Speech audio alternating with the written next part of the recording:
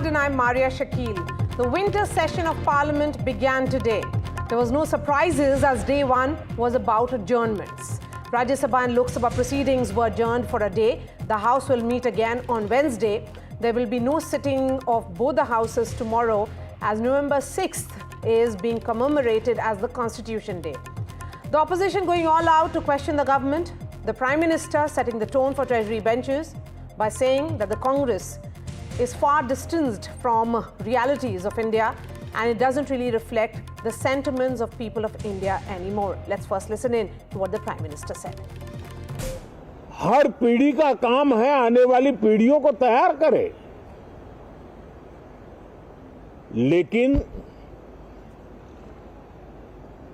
80-80, 90-90 बार जनता ने जिनको लगातार नकार दिया है, वे न संसद में चर्चा होने देते हैं, न लोकतंत्र की भावना का सम्मान करते हैं, न ही वह लोगों की आकांक्षाओं का कोई महत्व समझते हैं, उनका उसके प्रति कोई दायित्व है वो कोई समझ पाते हैं, और उसका परिणाम है वो जनता की उम्मीदों पर कभी भी खरे नहीं उतरते हैं और परिणाम स्वरूप जनता को बार बार उनको रिजेक्ट करना पड़ रहा है. Well, joining with me, senior Congress leader Karti Chidambaram. Sir, thank you so much for speaking to us. Prime Minister, on the first day of the winter session of Parliament, stressed upon the smooth functioning of Parliament. He stated that some people are self-centric and they want to stall the Parliament. How do you respond? I agree with the Prime Minister. We must have smooth running of Parliament, but in Parliament also, the opposition must also have the space to raise issues of national concern. While we give adjournment motions, not one adjournment motion is admitted. So if the government, while it has its numbers, must allow the opposition to have its say while they can have their way. But you must give us space also to raise issues of importance which we deem fit. So he attacked the Congress party as well. He stated that now 70-80 times the Congress leadership had been defeated. It is now new people who wanted to bring their discussions in the Parliament. They should be given space. See, if the Prime Minister is alluding to the results of a day before yesterday, I hope he noticed the results in Jharkhand, and hope he noticed the results of the by-elections in Karnataka, and hope he noticed the results of the by-elections in Madhya Pradesh. It's been a mixed bag. We have won some, they have won some. There's no national trend. Each state votes differently. There are different issues in different states. There are different political grammars in different states, and people vote differently. In fact, there were 2 by-elections for Lok Sabha seats, and in both the seats, the Congress party has won. So can I say that is it again a rejection of the government of the day, because we won both those by-elections in Nanded and in Wayanad. So there is no national trend. There are all state-specific issues, constituency-specific issues which seem to have determined this election.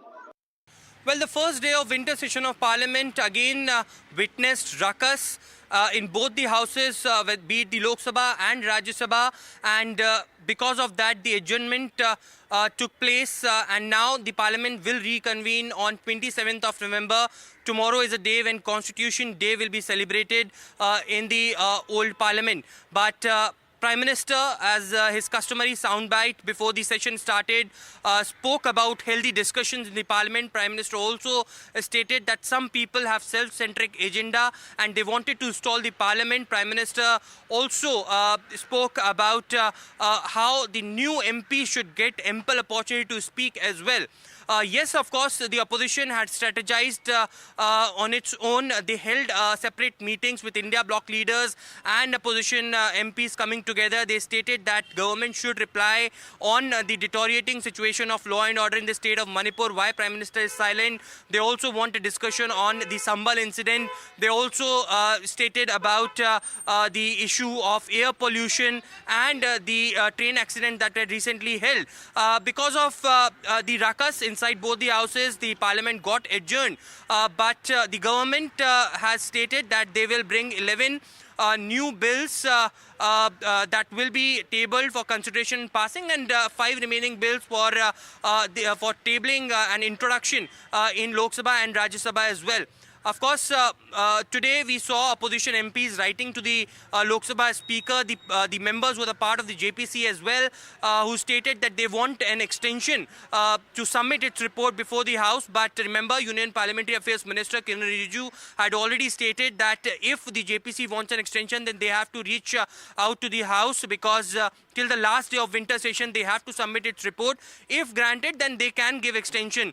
So certainly there was fiery session. There were there were a war of words that broke out between both the opposition and treasury benches, and something that is expected in the upcoming days of Parliament as well. The government wants smooth functioning, and that was emphasized by the Prime Minister today at the beginning of winter session as well. All right, let's bring in the guests now. Aditi Fadnis, senior journalist, is joining us. Rohan Gupta, spokesperson of the Congress. Mumtaz Patel, Congress leader and spokesperson of the Congress party. Aditi Fadnis, beginning with you, we met in the morning at Parliament and we are speaking again in the evening. Not many surprises, I would say, Aditi Fadnis, as far as the day one of Parliament is concerned. But the question is that how much should Indians and citizens of India continue to see these disruptions? You know, we are seeing these repeated adjournments, repeated disruptions, and with no solution in sight. The opposition attacks treasury benches. The treasury benches say that the opposition is not being a responsible opposition. Well, it can be pretty frustrating if I look at it just from the point of view of an ordinary Indian. But as a parliamentary reporter, I have seen past sessions of Parliament, and frankly, this is no different from exactly what the BJP did about maybe 10, 15, 20 years ago.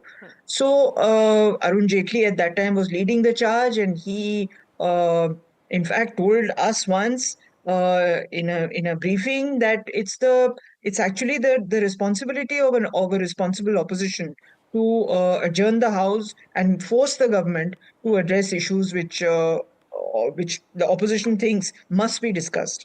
I mean, let's look at the things that the government has not agreed to do. The government has not agreed to address the issue of China and the border issues. Although now, thankfully, because of the diplomacy and the wisdom of the government, there is now some kind of an agreement between India and China on the border. So surely we should discuss that also. I mean, as an Indian, I would like to know how this agreement was reached and what the terms of the agreement are. You cannot do that until you discuss it in Parliament.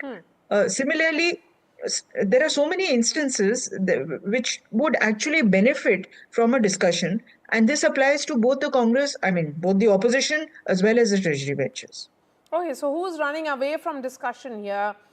Mumtaz Patel. The question is that, of course, the responsibility of running the Parliament is on treasury benches, but as you heard the Prime Minister, he said that those who have been rejected by the people 70, 80 times are not being responsible, and they are the reasons behind these adjournments. Well, what is an opposition for in the Parliament? And all those who are sitting there and demanding are elected members of Parliament, and they have an equal right as any other person sitting in the Treasury bench to raise issues of national interest. So what is wrong? I mean, if they had lost, they wouldn't be sitting in Parliament, would they? That is the first thing. And like you said, like they said, that it is the responsibility of an opposition to take on the Treasury bench and the government when it comes to issues of national interest. So I don't see that why would the Prime Minister bring something like this in. It is completely the opposition's right to speak on any issue which they feel is befitting to the nation's interest. Okay. Rohan, what effort is being made by the government to ensure some kind of meeting point? So, Mari, I think in the morning also we met before the session started, and you asked me the same question. And I told that intention of opposition is very, very important.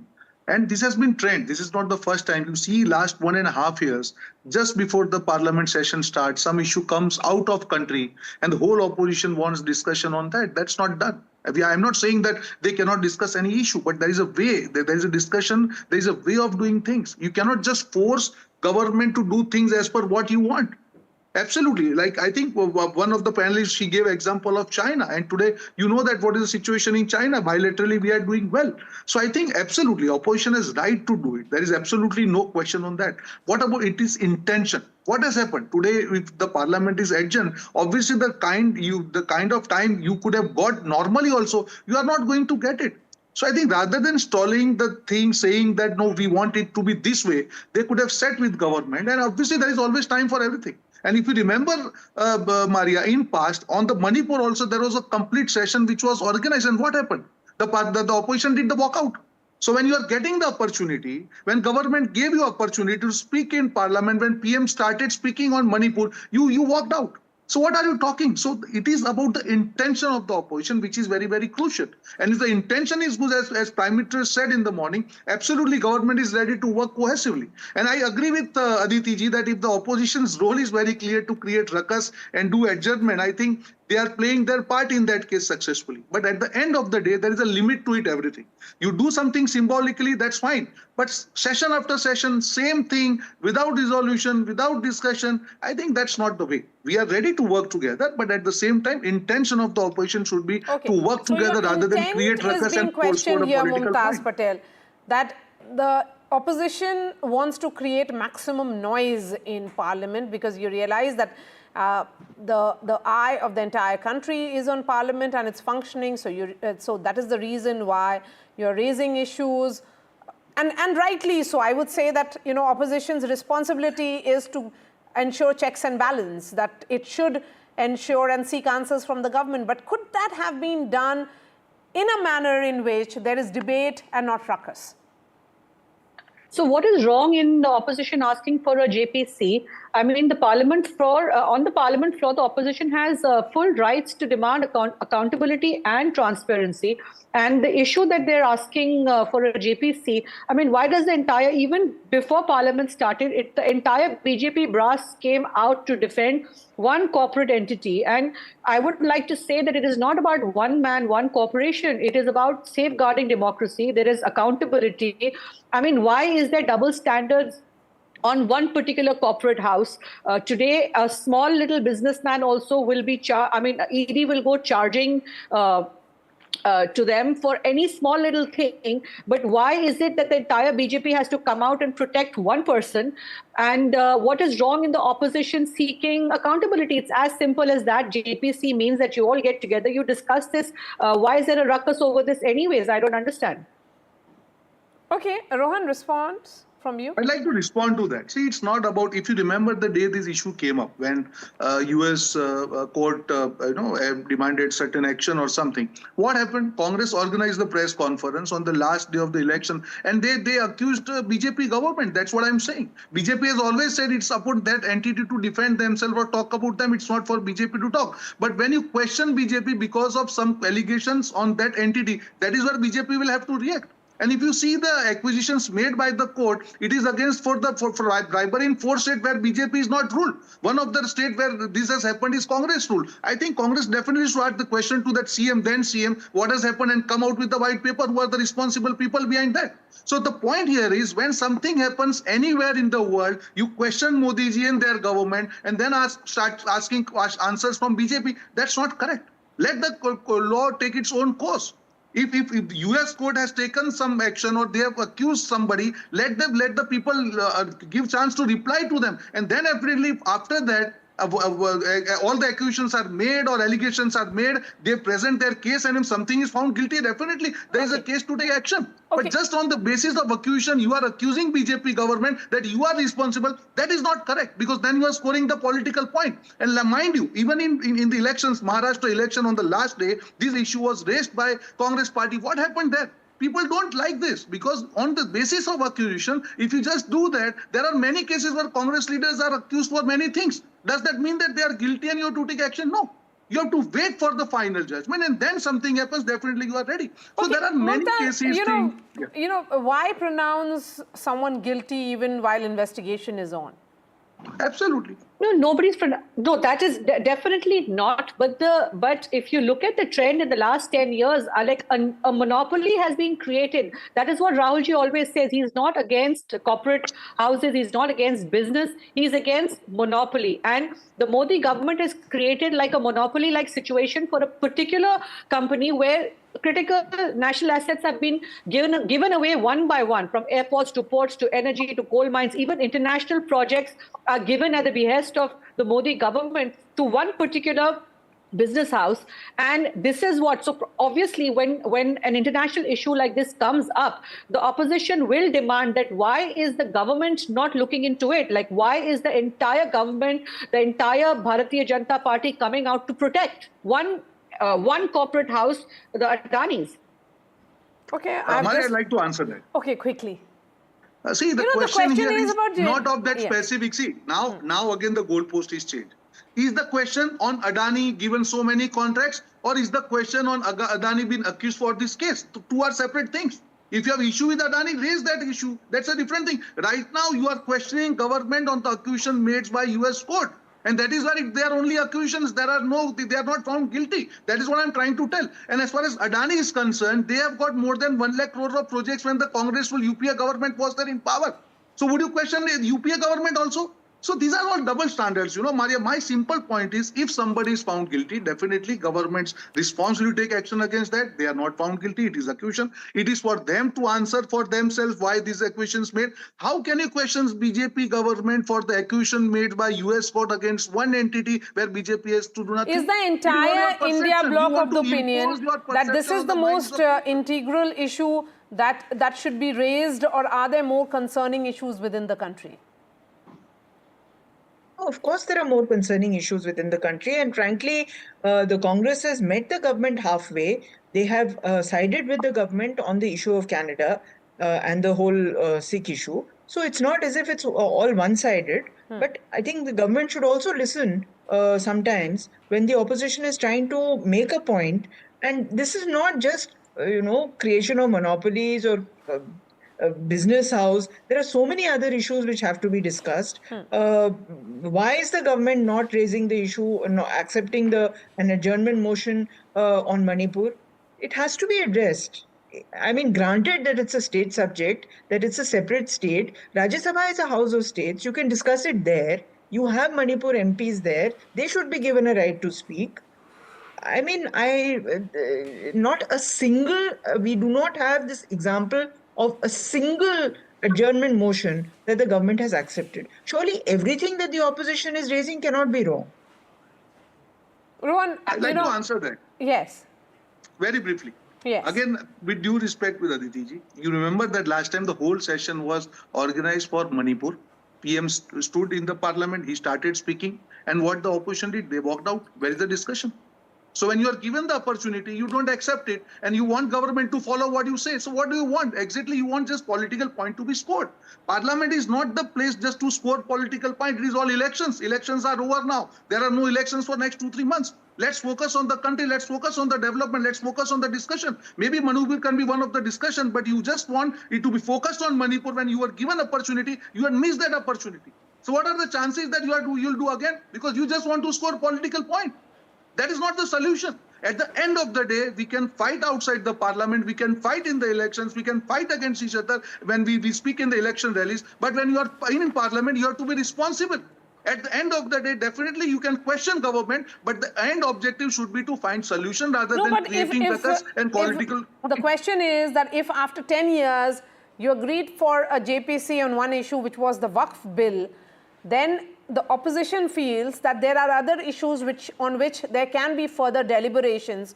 Bills can be sent to standing committees also. So, the question is that can the opposition not be seen as confrontationist or anti-you rather than being seen as questioning and seeking answers, Rohan?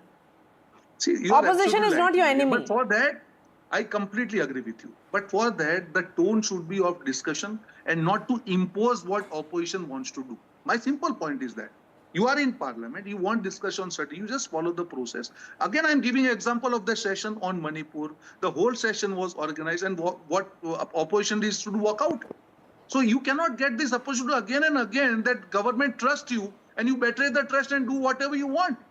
That's my saying. So there is a loss of trust between the opposition party and the ruling party. That So now trust this- deficit, I agree. So if there is a trust deficit, then who will walk that extra mile to bridge that huge gap between the two, between the treasury benches and opposition? That's the question, Mumtaz. Is the opposition also ready to accept that the Modi government is in its third term? Sometimes, you know, electoral losses tend to be seen differently. The government is of the opinion that you have not accepted Prime Minister Modi as the Prime Minister till now. No, see, the government might be in its third term. I mean, we've had Congress government term after term, yet Indira Gandhi's government was thrown out after the emergency. And it is the right of the opposition to question and to dissent. However, we have noticed in the last 10 years, notice what it's apparent that this government wants to behave just like a dictatorship and is always suppressing dissenting voices. I mean, you don't want any meaningful conversations in parliament at all. Whenever the opposition tries to bring any issue, it is just termed as drama. All right.